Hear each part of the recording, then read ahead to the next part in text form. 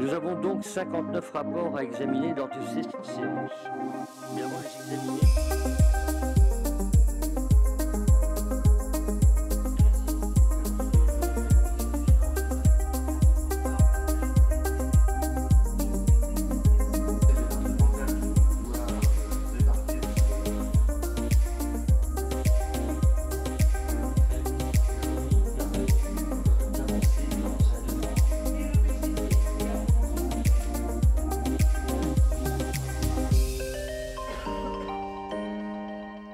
Mes amis, une séance ce matin très dense.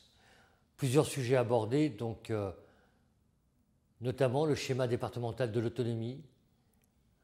Vrai sujet qui a fait l'objet de discussions où il faut se montrer, bien entendu, très ambitieux, mais très humble aussi. Et puis on a continué aussi notre politique en matière de collège, puisque nous allons réhabiliter le collège de Champagne-sur-Seine, qui le méritait. Et puis on a abordé aussi le sport de haut niveau.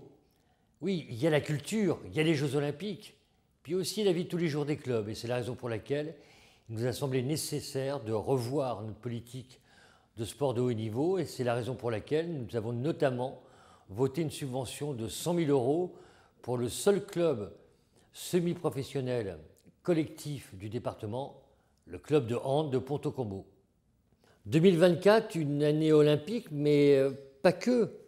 Ce sera aussi la commémoration des 80 ans de la libération de la Seine-et-Marne et de l'ensemble des communes de notre département. C'est la raison pour laquelle nous avons voté un dispositif d'accompagnement pour fêter la libération de notre département, de ses communes.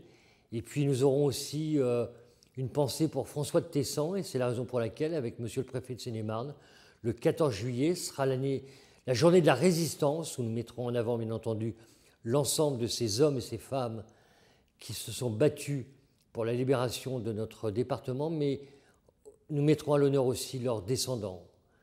Voilà, et puis nous aurons une pensée, bien entendu, pour François de Tessan, député de Meaux, président du Conseil général, mort à Buchenwald en avril 1944, et c'est la raison pour laquelle une délégation partira à Buchenwald pour mettre à l'honneur, commémorer ce grand homme. Oui, en Seine-et-Marne, nous avons eu des hommes courageux et des femmes courageuses.